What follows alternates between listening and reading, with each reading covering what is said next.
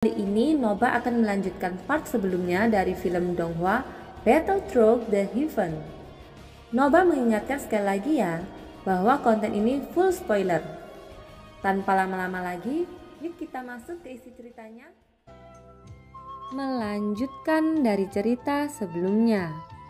Tetapi bagaimanapun juga, pihak lain adalah kultivator di tingkat virtual. Keqing secara bertahap memasuki keadaan gila pada saat ini. Kekuatan jiwanya yang maniak ingin menghancurkan gerbang 24 abadi dengan segala cara. Benar saja, formasi itu benar-benar menunjukkan arti runtuh. Tidak mungkin menghancurkanku hanya dengan formasi ini, teriak Keqing. Xiaoyan hanya merasakan gemuruh di jiwanya dan telinganya langsung disetrum dengan darah. Terlihat bahwa serangan balik dari jiwa virtual yang kuat tidak bisa diremehkan. Segera Xiaoyan tidak ragu-ragu dan sejumlah besar kekuatan energi yin dituangkan ke dalam formasi lagi.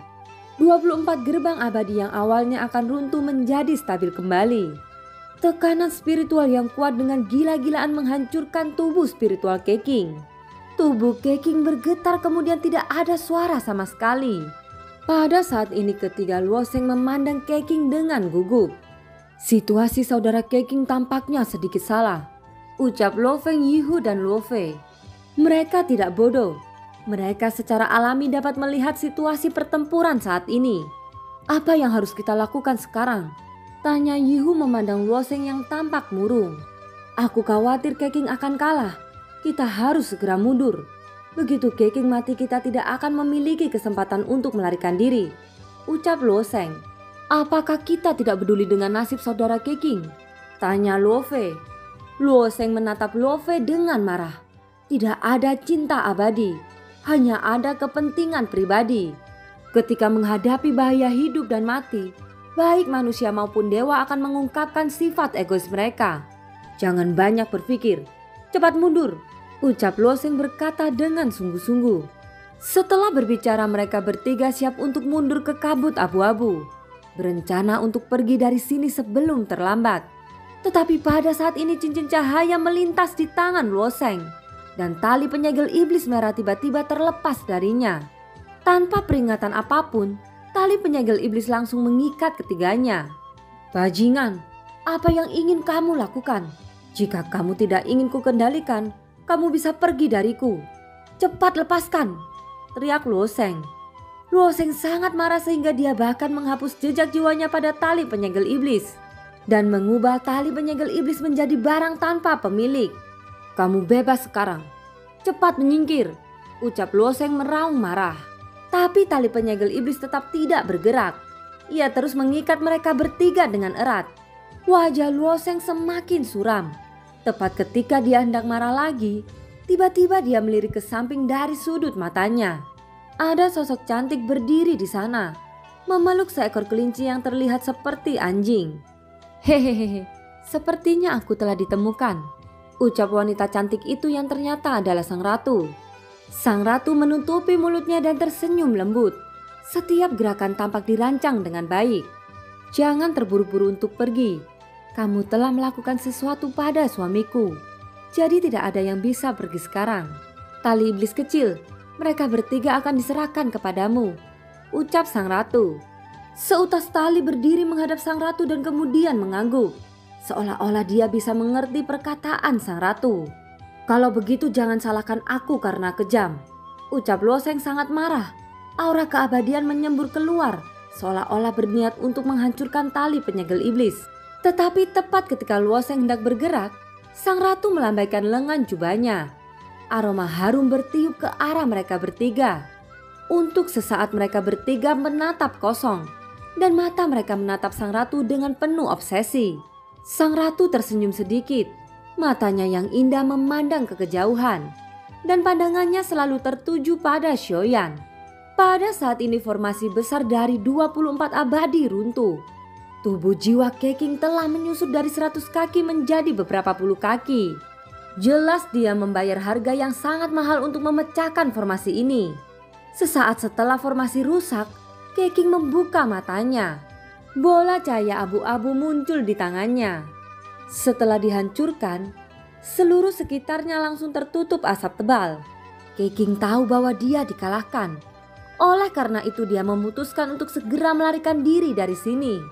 Tali iblis kecil, pergi, ikat dia yang ingin melarikan diri, ucap sang ratu berkata dengan lembut.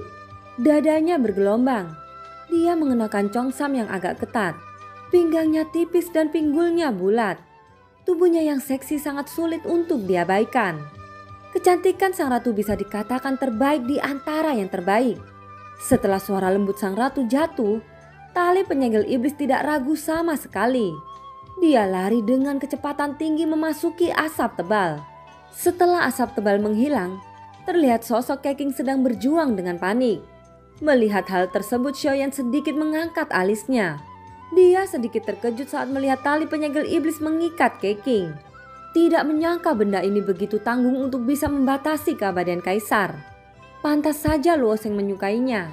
Tetapi sayang sekali tali iblis tampaknya memiliki idenya sendiri, yang sepenuhnya di luar kendalinya. Ketika Xiaoyan melihat sang ratu, dia mengerti bahwa ini pasti tindakan sang ratu. Sang ratu selalu menghilang secara misterius, dan dia akan muncul pada waktu yang tepat. Namun saat Xiaoyan melihatnya ada niat jahat yang sulit diabaikan. Setiap kali sang ratu menghilang, dia mengganti satu set pakaian baru. Mata Xiaoyan dengan cepat menjauh, dan dia tidak bisa menahan diri lagi. Sang ratu terlalu menggoda. Xiaoyan tahu sang ratu sengaja melakukannya. Segera Xiaoyan mendatangi Keking. Di bawah bantuan tali penyegel iblis itu, Keking jatuh tidak dapat melarikan diri. Kamu memang memiliki sedikit keberanian. Untuk mematahkan formasi kamu tidak ragu untuk meledakkan tubuh fisikmu sendiri. Sekarang aku khawatir akan sangat sulit untukmu pulih, bukan? Ucap Xiaoyan. Keking mencibir. Dia berkata, itu lebih baik daripada mati dalam pertempuran di sini. Tapi aku tidak berpikir bahwa ketiga idiot itu akan menjadi bumerangku sendiri. Ucap Keking mengutuk dengan sedih. Jelas dia memiliki kesempatan untuk melarikan diri. Tapi karena tali penyegel iblis milik Luo Sheng ini telah menggagalkan pelariannya. Terjebak oleh tali membuatnya sangat tidak mau. Setelah kata-kata itu jatuh, kekuatan jiwa dari tingkat virtual menyembur keluar lagi. Targetnya bukanlah Xiaoyan, tetapi tali penyegel iblis yang mengikatnya. Seolah berniat untuk langsung menghapus kebijaksanaan spiritual dari tali penyegel iblis. Tali penyegel iblis sepertinya merasakan ancaman. Dia segera melepaskan diri dari tubuh Keking. Dan kemudian datang ke sisi sang ratu. Seolah-olah dia telah mengenali sang ratu sebagai tuannya. Keking mengikuti pandangannya. Saat dia melihat sang ratu, pupil matanya langsung menyusut. Jelas dia juga mengenali sang ratu. Tanpa menunda lagi, sosok Keking yang berbentuk jiwa melarikan diri ke jauhan tanpa menoleh. Xiaoyan segera memadatkan sayap dewa hitam dan siap berangkat mengejarnya. 1, 2, 3, meledak! Ucap sang ratu, suaranya terdengar secara tiba-tiba. Sosok Keking yang bergerak sejauh 100 meter tiba-tiba tubuhnya membengkak dengan cepat, lalu meledak seperti balon. Suara ledakan dari kematian Keking membangunkan trio Luo Sheng. Melihat pemandangan ini mereka bertiga tercengang. Wajah mereka dipenuhi ketakutan saat ini dan sosok mereka semakin pucat. Xiaoyan bergegas ke udara menangkap cincin penyimpanan Keking dengan senyuman. Sang ratu datang ke sisi Xiaoyan tanpa kegembiraan di wajahnya, seperti anak kucing yang melakukan kesalahan. Dia menatap Xiaoyan dengan sedih. Maaf suamiku, aku terlanjur membunuhnya sebelum mendengarkan perintahmu, ucap sang ratu. Apa yang membuatmu merasa bersalah? Justru aku berterima kasih kepada Yuan telah mengambil tindakan. Aku benar-benar tidak bisa berurusan dengan orang ini. Jiwa di tingkat virtual sangat kuat dan aku bukan lawannya, ucap Xiaoyan dengan senyum masam. Sang ratu jelas mengerti. Itulah kenapa dia mengambil tindakan secara inisiatif. Ngomong-ngomong, ada satu pria Taisu sudah mencapai lantai ini. Bagaimana rencana suamiku? Tanya sang ratu sementara Xiaoyan menundukkan kepalanya mengobrak-abrik cincin penyimpanan.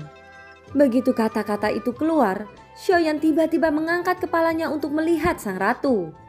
Matanya dipenuhi dengan niat membunuh.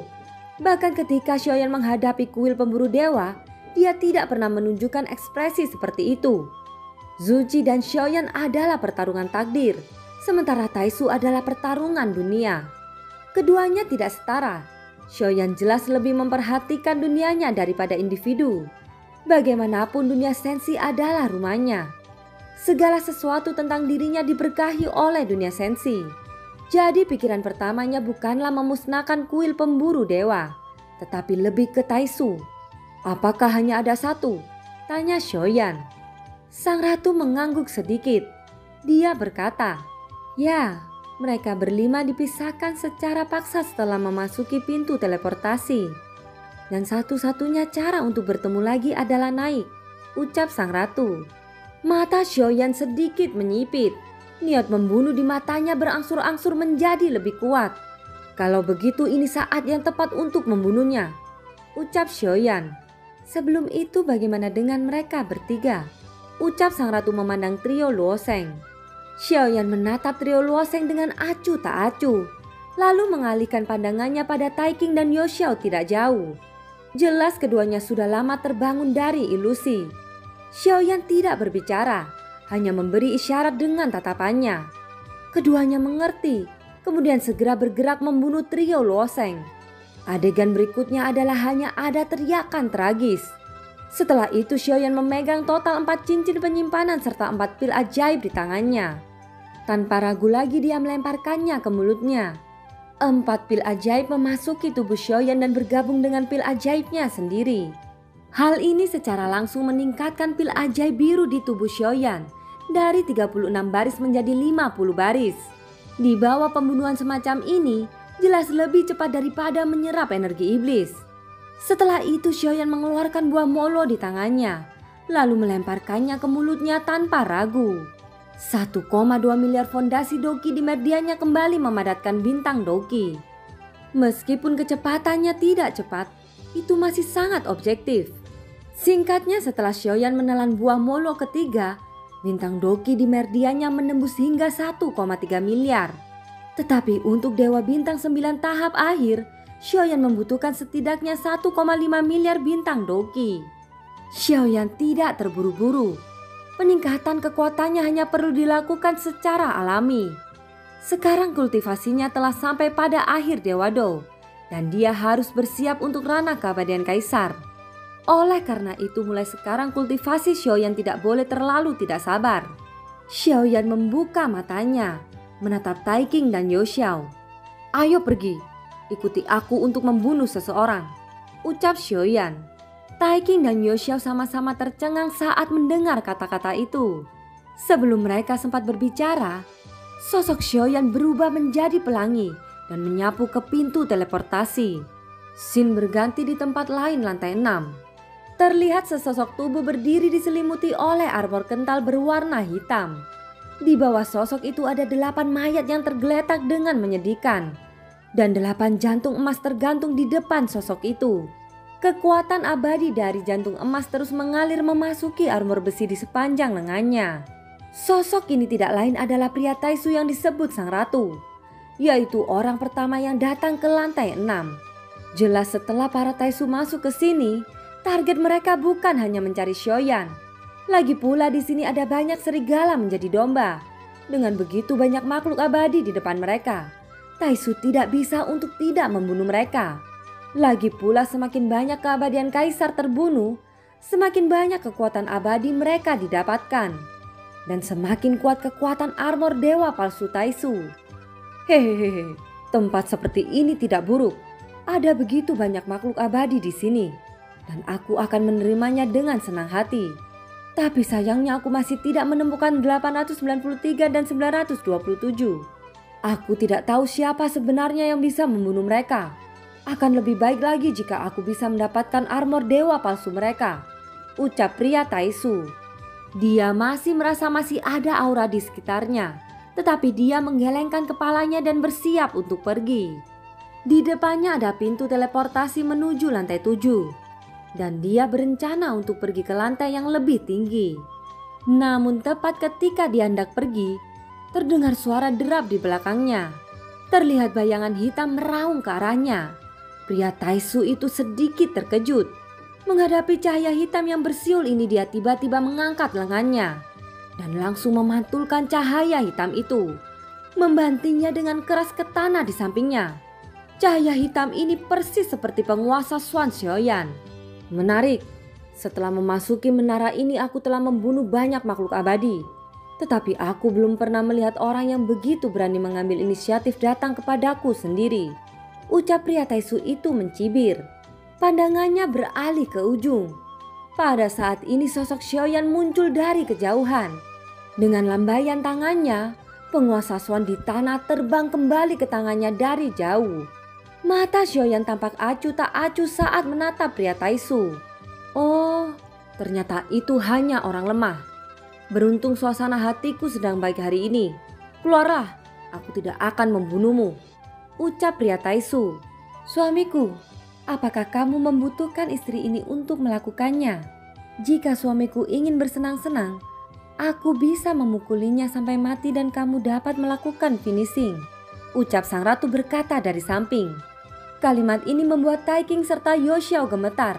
Xiaoyan lalu berkata, tidak perlu Yuan untuk melakukan hal semacam ini, tapi sudah menjadi tugas kalian berdua untuk melakukannya. Ucap Xiaoyan tiba-tiba menatap Tai King dan Yoxiao. Tai King dan Yoxiao saling memandang. Mereka hanya bisa tersenyum pahit satu sama lain. Apalagi yang bisa mereka lakukan? Jika mereka tidak pergi seperti yang diperintahkan Xiaoyan, sang ratu mungkin akan memukuli mereka sampai mati. Aku yakin kalian berdua pasti bisa menyelesaikannya. Ucap Xiaoyan menatap Tai King dan Yoxiao dengan serius. Tuanku, dia adalah Taisu yang kuat. Kamu benar-benar melebih-lebihkan kami. Ucap Tai King dan Yoxiao tersenyum pahit. Tai King adalah langkah kelima, sedangkan Yoxiao adalah langkah keempat. Kekuatan bertarung mereka berdua secara alami sangat sengit. Alasan mereka keberatan, jelas mereka hanya tidak ingin mengorbankan hidup mereka untuk Xiaoyan. Xiaoyan mendengus dingin. Dia berkata, itu hanya satu Taisu. Tidak bisakah kalian menyelesaikannya? Kalau begitu apa gunanya menyimpan kalian berdua di sini? Ucap Xiaoyan dengan dingin. Dia secara alami bisa melihat apa yang dipikirkan keduanya. Ketika Xiaoyan berhadapan dengan Keqing, Tai King dan Yoxiao sebenarnya sudah lama bangun. Tetapi mereka sengaja berpura-pura tak sadarkan diri dan berharap Keqing mengalahkan Xiaoyan. Tentu saja Xiaoyan juga menyadari bahwa keduanya tidak bisa dianggap sebagai pembantunya. Jadi Xiaoyan harus kejam dalam setiap langkahnya. Pada saat pria Taisu sedikit mengernyit, dia memandang dengan acuh tak acuh pada 3 orang di kejauhan. Seolah-olah dia tidak bisa melihat keberadaan sang ratu. Saat berikutnya Tai King dan Yoxiao hanya bisa bergegas keluar menghadapi pria Taisu. 1 orang dengan kekuatan langkah kelima dan 1 orang dengan kekuatan langkah keempat. Apakah kalian ingin menyerahkan hidupmu? Kemarilah, ucap pria Taisu mendengus dingin. Dan film pun berakhir. Terima kasih ya yang sudah nonton Nova sampai akhir. Sampai jumpa.